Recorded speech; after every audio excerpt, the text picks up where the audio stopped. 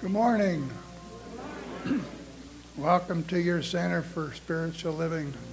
I'm Tom Kimmerly and part of your Leadership Council. Many of you have asked for the agenda for the next board meeting to be posted in advance. We now have that available.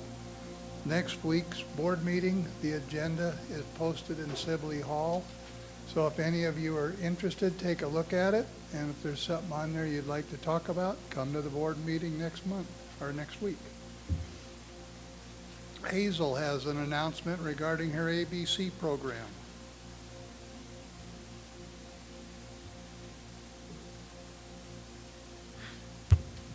Hi and good morning.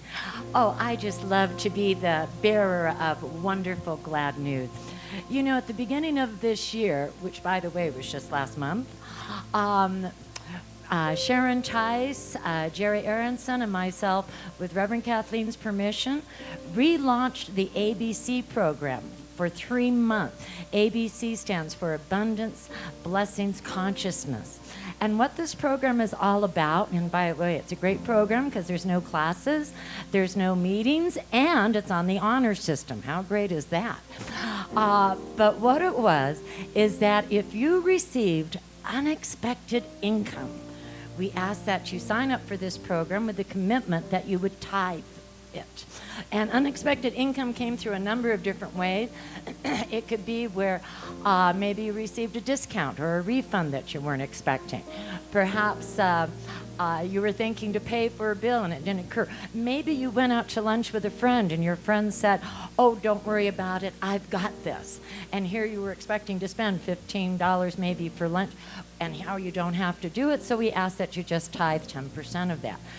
And one of the reasons for it is also for you to recognize all the blessings in this world. And the more you open yourself up to receive, the more, of course, we just live in that universe that continually gives. So I wanted to give the recap for last month, and 11 people signed up for this program. By the way, you can still sign up. And tithe to the center was, Jackson, are you ready? Can I have a little music here, Jackson?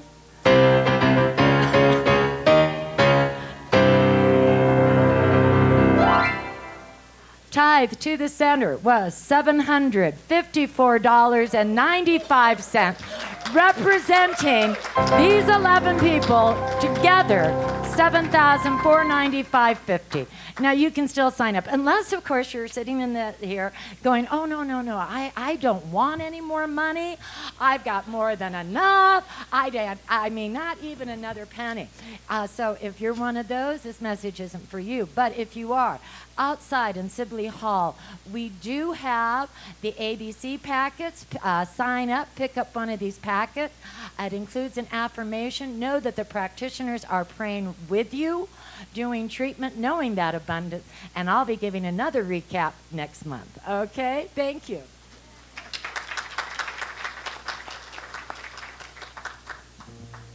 So with that, let's enjoy a nice service. Thank you very much.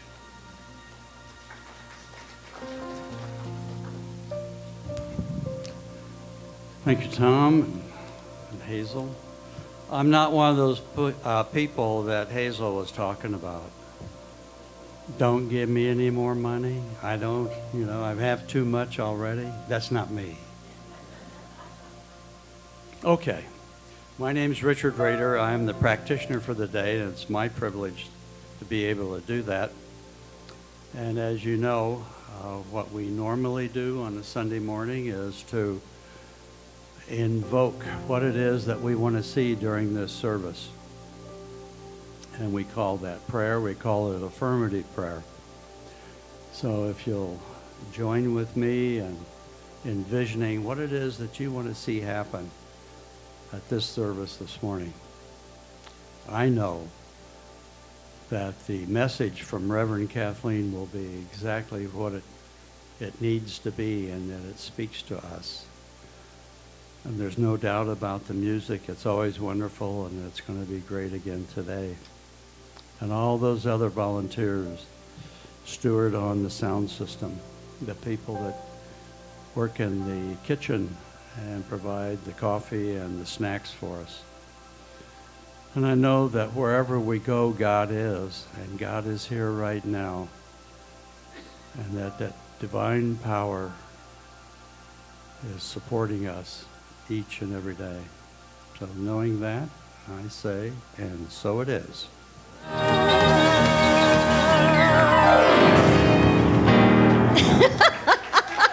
Good morning, miracle people. How are you today? You got to get even better through the course of this service. My name is Reverend Kathleen Sibley. It is my joy and my privilege to minister to you today. Please know that whoever you are, wherever you've been, whatever judgments have been put on you in the past, you're entirely welcome here today, just as you are and just as you are not. Because what we know is that we're all here by divine appointment.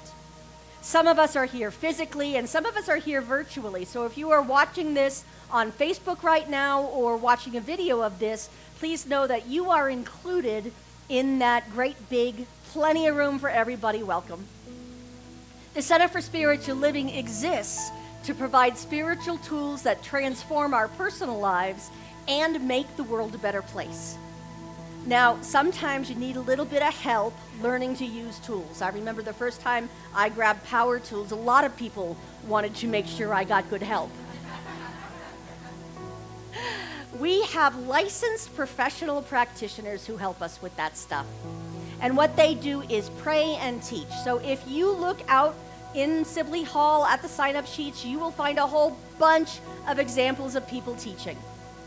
We use different programs, including the Abundant Blessings Consciousness program, which really is about looking around and seeing how much good is already in your life. Because when you look around and see it, you'll make more of it. We also have our ministry of prayer. And so if you look, tucked into the back of each seat, there's a purple form. That is our ministry of prayer form. You are welcome to request prayer. We'll pray on it for a week. I'll be standing out by the box. You'll put it in afterwards. What we ask is that you tell us what you want. Don't spend a whole bunch of time telling us about back at the Hatfields and McCoys and how it all started and who done you wrong, because that'll just create more of that, right? So tell us what you want, and we'll just pray or be in agreement with you until we call that into your physical life. If you would like to experience our type of prayer, which is a little different than what might be called, what old-fashioned mainstream stuff teaches, please come up here to the front of the platform after service, and we will do what we call a 3-minute miracle with you. It is a chance to sit with one of our licensed professional practitioners and just understand someone who sees you in your perfection and sees you as the unbroken, beautiful soul that you are. Now, if you can't do that, if you're watching online, there is a spot on our website that gives you the names and phone numbers of all of our professional practitioners, and you can access that. You can also put in a prayer request on our website, which is www.cslprescott.org. I think I'm going to start making you guys say it, because I keep forgetting the Prescott part. I know where I am. There are so many beautiful things going on in this world right now. Did you know that? Really, truly beautiful. I do have a prayer request for you. Your delegates, 4 of us, are going to Denver at 6 a.m. tomorrow. And we will be up there learning about the overall organization. People will be coming in from across the globe. I ask that you know with us that the perfect new spiritual leader is chosen, as Ken Gordon is termed out, and we will be voting on our next overall spiritual leader. So just know with me that divine wisdom happens, and the best person for this time and this place is chosen for that job. Okay? And because there's so many, we have really good options, and there's so many right ways to do this God thing, I'm going to ask our candle lighters to come up. Claire and Pearl.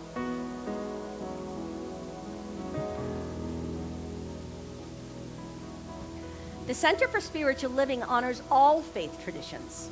As we light a candle for the world's religions, it is to acknowledge both our multiplicity and our unity. We light a candle for Christianity based on the teachings of Jesus the Christ, who taught that the path of love, forgiveness, and healing is by the presence within.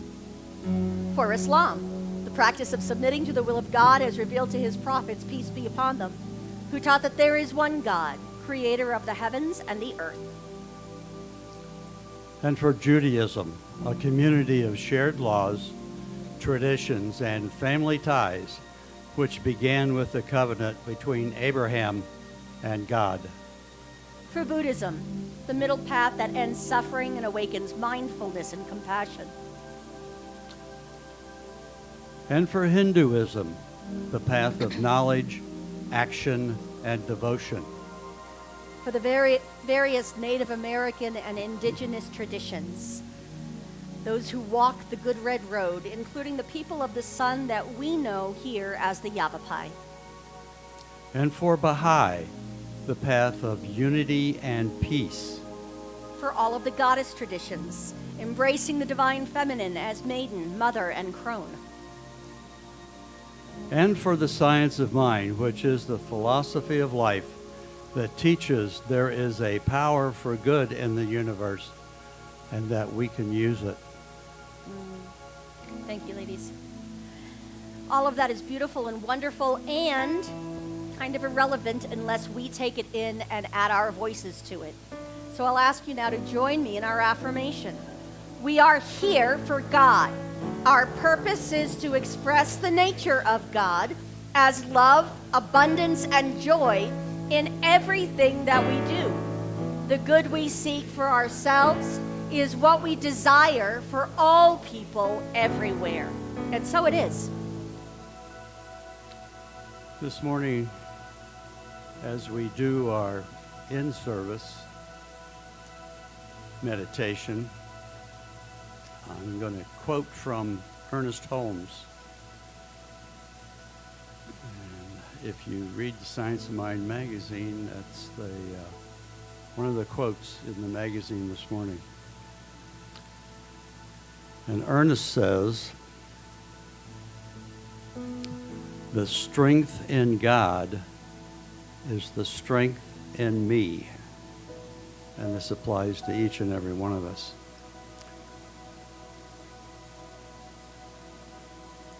The rest of that quote is, "The joy in God is the joy in me." And as we acknowledge and affirm the fact that that divine spirit is within each and every one of us, we already have that strength. We're not seeking it, we have it. And that's the same for joy. It's always with us. It's our job to tap into that wonderful resource within each and every one of us and to use it. It's there. It's free. It's wonderful. Let's go within and let's focus on that strength of God is in each one of you, as is the joy.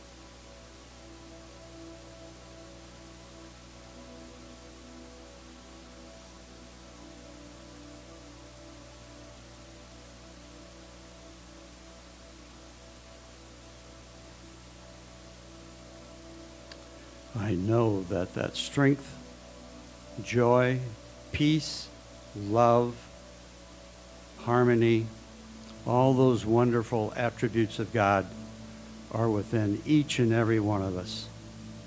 And so it is. For those of you who are watching the video of this, I should tell you that the song we just listened to is by Ricky Byers, and it's called 15 Years. We can't leave that on the video because it would be breaking copyright laws. So just know that that incredible feeling, that sense of power that comes from the music, we don't minimize. Yes, music is very, very powerful. We're not minimizing the power of that. We're just trying to respect the writers and the authors of the song. So if you ever check out Ricky Byers or Ricky Byers Beckwith, which is her former name, that's one of the good ones. Part of the song was talking about what you can learn over the course of 15 years. Doesn't it seem like some of the good stuff takes that long to kind of settle in and work? And yet in this culture, everything is drive-through. I don't even want to get out of the car to get my coffee. I want them to have that espresso for me like this because I'm busy and I'm going off to whatever, right? Some of us, I found myself getting a new microwave recently because it was taking longer than 1 minute to reheat my coffee. And there's a part of me going, really, Kathleen? For someone who preaches staying in the present moment and just being with whatever is, I'm standing here going, I don't have all minute. So who had a great Valentine's Day? Me too. You know what I did? Laundry. It is the best chore to do when you don't want to do chores that day. Because really, it just does itself. And if you don't feel like getting up to full stuff, you just dry it a little longer, right? Did you know that the planned spending for Valentine's Day in the U.S. this year was $27.4 billion, like with a B, dollars, and that is up $6.7 billion from last year.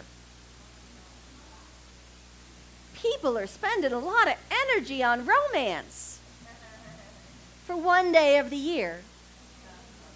Those of you who have been married or in a relationship for more than 5 minutes, you kind of know it takes more than one day out of the year, right?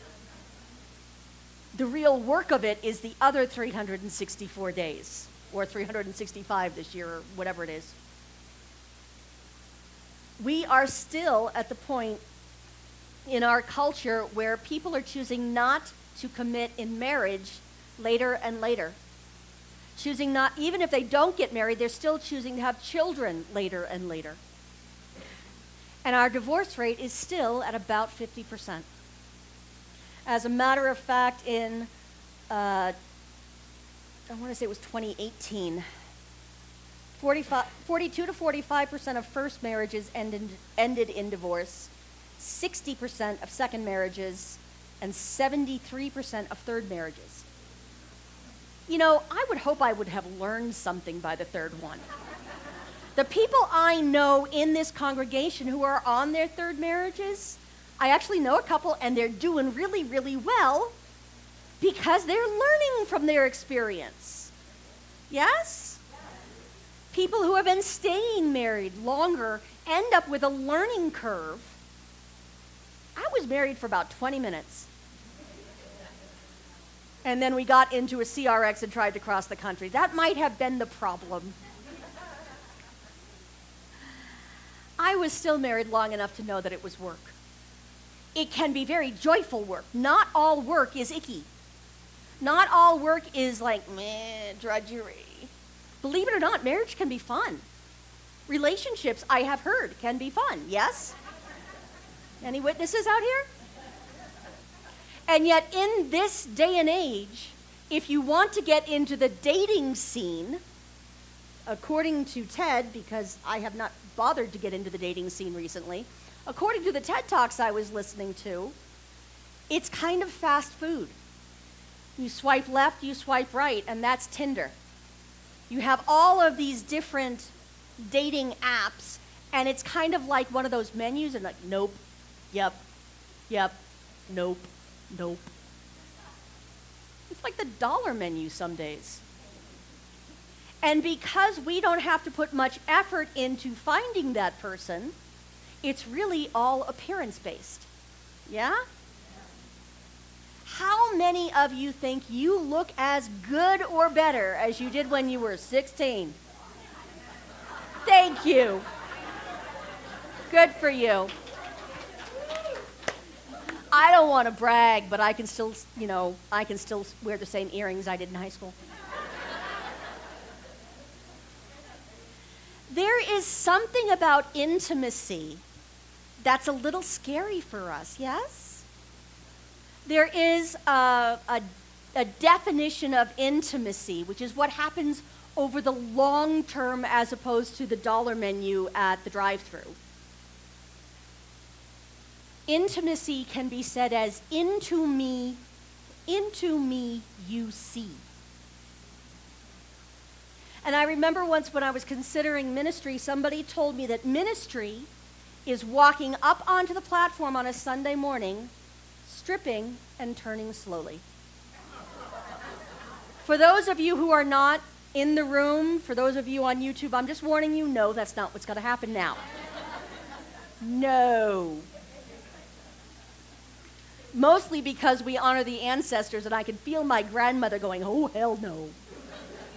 Good old Irish Catholic grandma.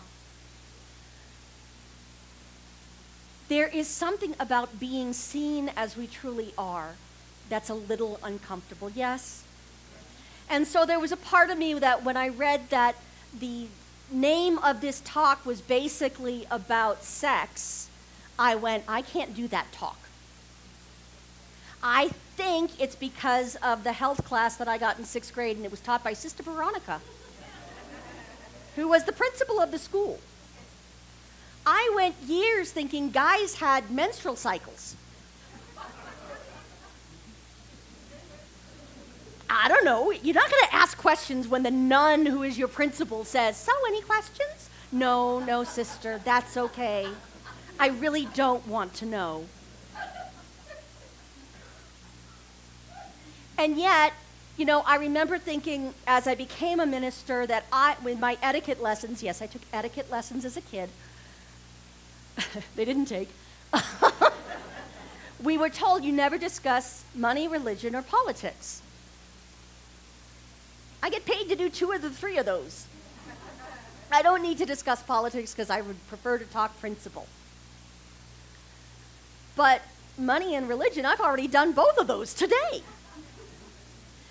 Going into sex just feels like, seriously, God, you want me to what? Are we allowed to do that? Because, I know we got rid of hell and everything due to lack of interest, but there's a part of me that still feels very squirmy up here going, and I walked onto the platform going, okay, Holy Spirit, you better help me out today because I still don't know what it is I'm willing to say about the research I did this week. I can tell you 90% of it, go look at it yourself, because I'm not talking about that. I'm not talking about that either. Because basically what I learned about the hookup culture, and that's what it's called, is that a lot of people, younger and younger and younger, like down to the age of 8 to 12, some of these things are going on. They're doing stuff that I didn't know was physically possible. And I can promise you, Sister Veronica didn't know. So having said that, it occurs to me that we here in religious science tend to live from about here up. Yes? We do a lot of classes. We read a lot of books. We have a lot of deep philosophical discussions. And the idea of physical pleasure doesn't actually, I have never had that class. And I've been doing this for 20 some odd years.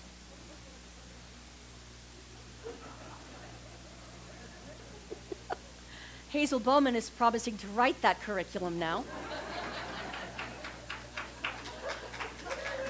I think you could fill that workshop, hon. I have no idea if that's what she said, but now she has to.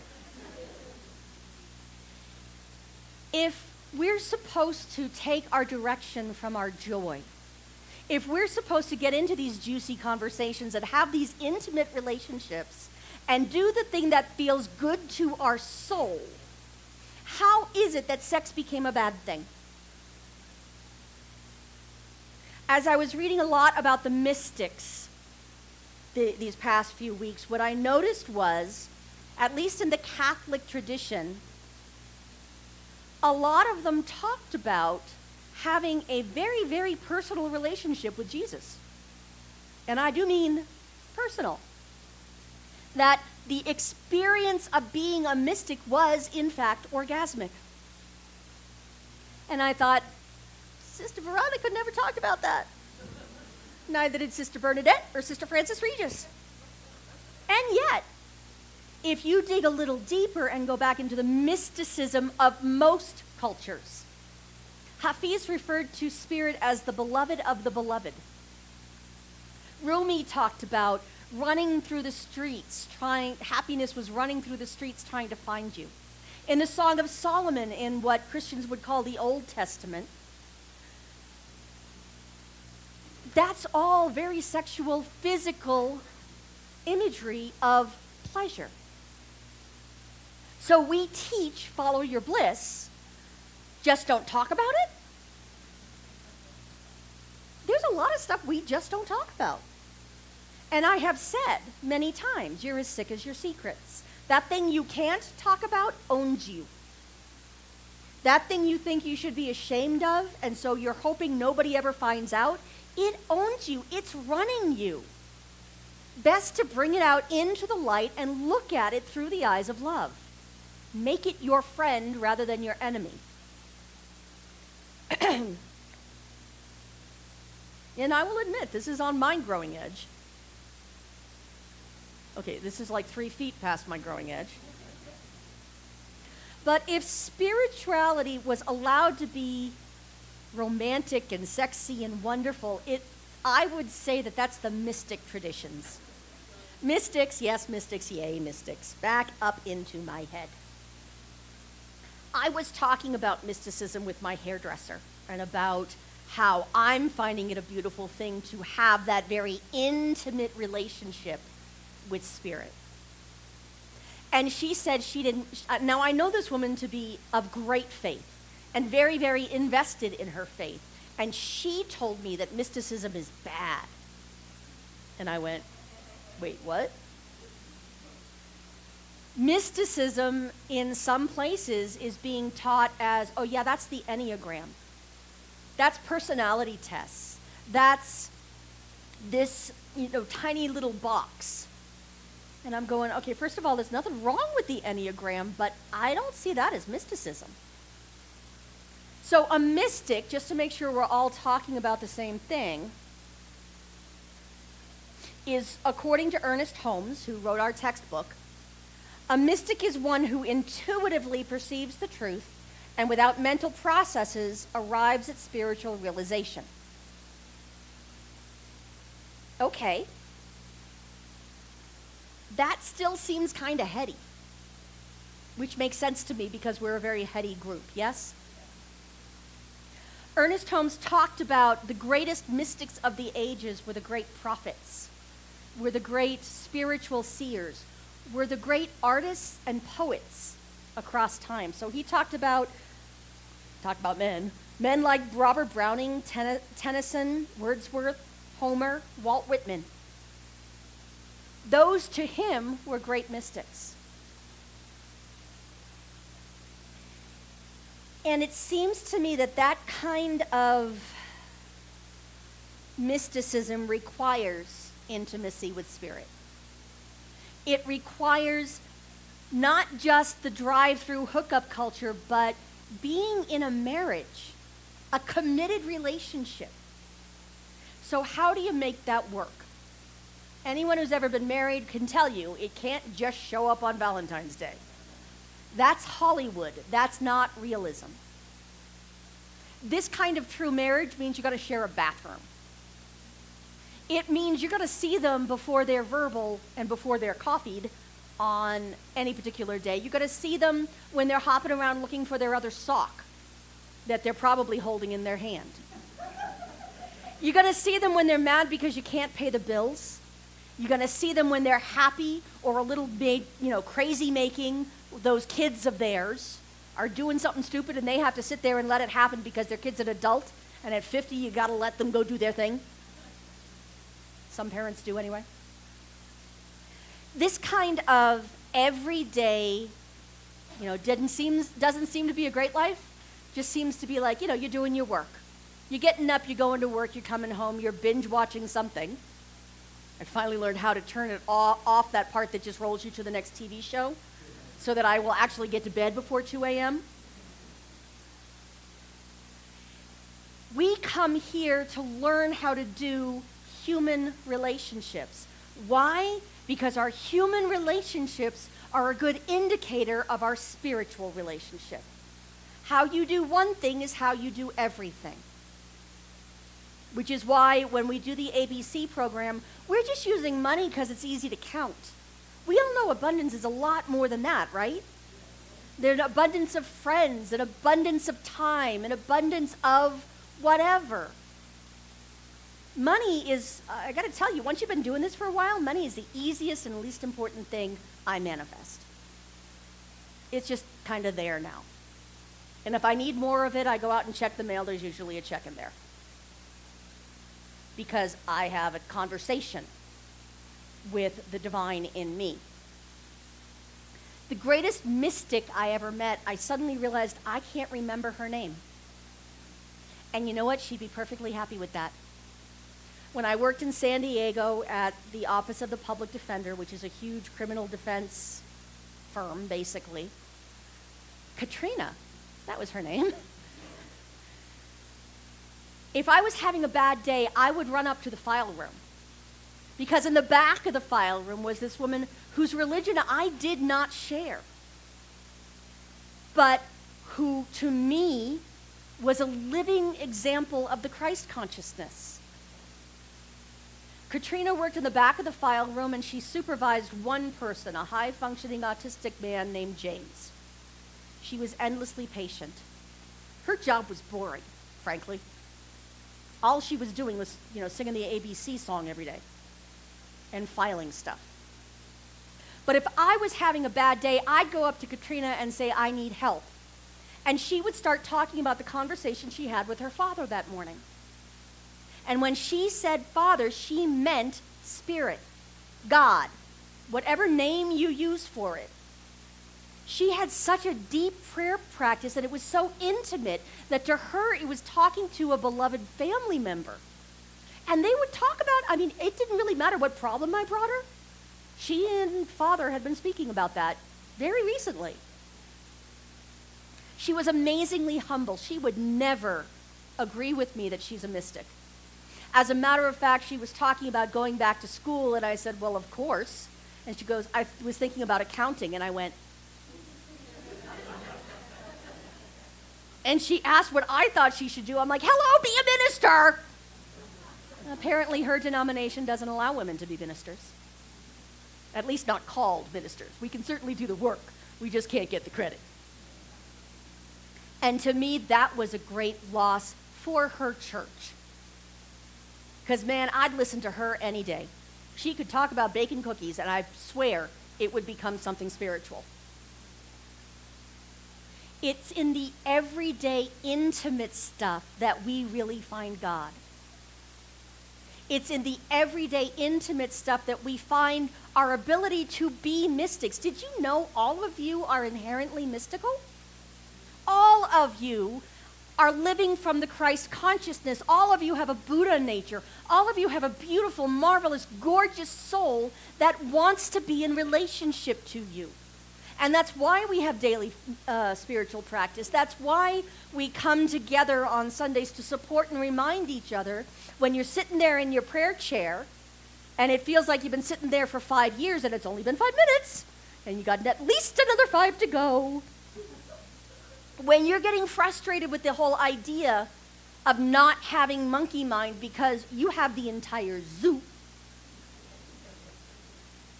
I actually have meerkats up there, but they're having a rave, so that does not help.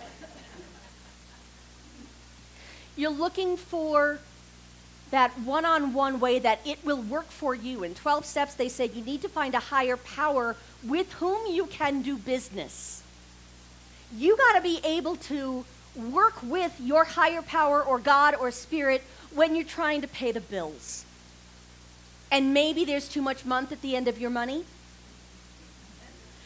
God has to be someone or something that comes to you when you don't know what to say and speaks you or sings you. When you are sitting with somebody who has just lost their partner of 60 years and you don't know what to say, the best thing to do is shut up, first of all, and listen. The second thing is to tap into that spiritual source that you do absolutely have and just be the divine in you with the divine in them. And then you won't say anything wrong because it's really not up to you. If I had to do this job of myself, I would never have lasted. The better I can get out of the way, the better I can just let God sing me, the more I can be that song that we started with today and say, use me. I think it's Rumi who talks about being a flute through which God breathes and makes music. If you are here and you have a heartbeat, then you are at home in the heart of God. If you are here and you are breathing, you are saying the divine name. I think I've shared this with many of you already, but that thing we pronounce as Yahweh from the Torah or the Old Testament, depending on what you were raised with, it's meant to be pronounced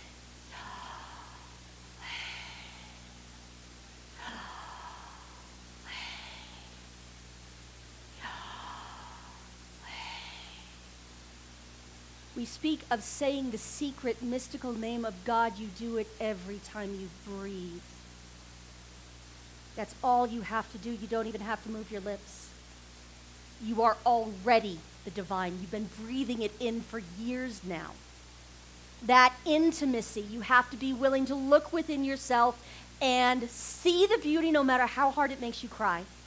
And it might. You have to be willing to look in the mirror and see the Christ itself. The absolute, pure and perfect soul that you were born as, no matter who said what to you along the way. That is an intimate relationship with God, and that is what I call sexy spirituality. We Let It Be is actually another song by Ricky Byers-Beckwith.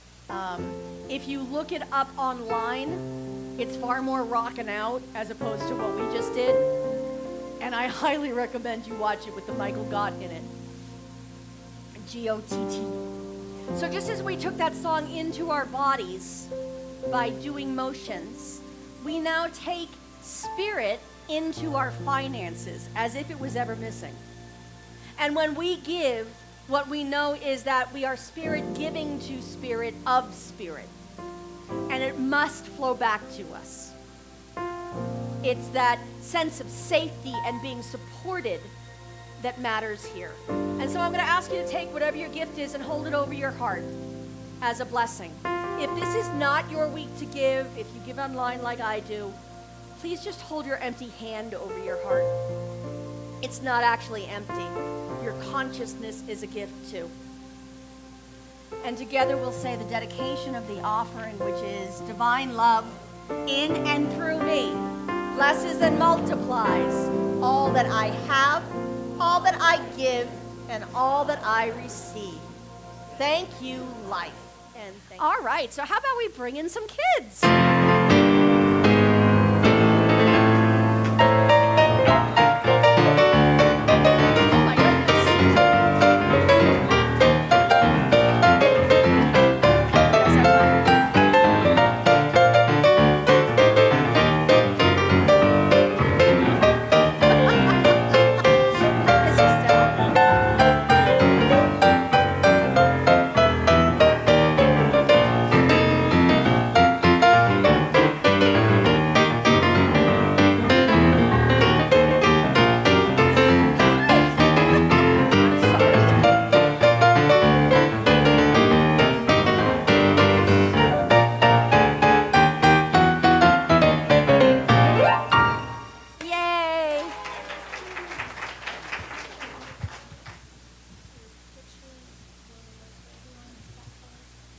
Today we made a picture. We had groups, and we made, what's it called? A mural. We made a mural, and she taped them on the box. Bobby and me put cupcakes, and we put a cupcake, we put a donut, we put a big tree, and then we put a rainbow. Then we put a rainbow, and on the two clouds that we had, one had a waterfall and one has it's raining on the other side. Cool. Thank you.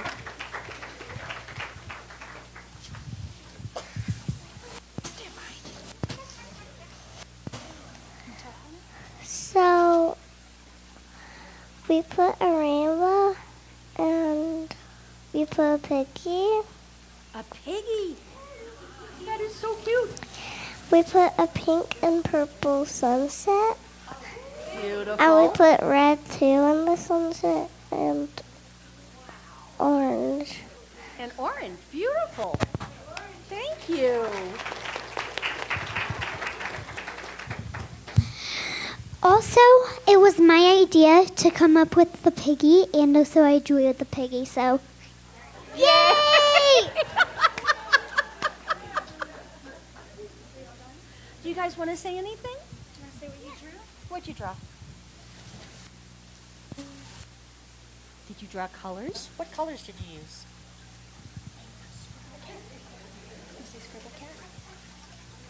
I drew a scribble cat. Oh, good job. I love cats. Say hi. You want to say hi into the microphone? It's fun. See, she's got the whole mystic thing going. She's having one of those soul conversations right now. So our murals are what the group here thought makes up the world that works for everyone. So this is their mural that works for everyone. And they didn't realize it, but they all put rainbows on their murals, which is super cool.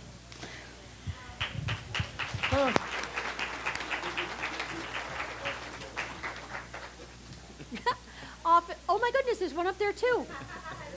You guys see that there's a rainbow right above your head?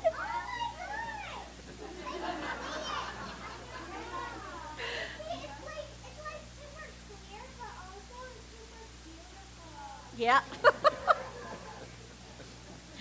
So when you do the spiritual practice of visioning, which we will be engaging in on February 29th, often these kind of themes start showing up, and that's how you know it's spirit speaking to you rather than just your to-do list.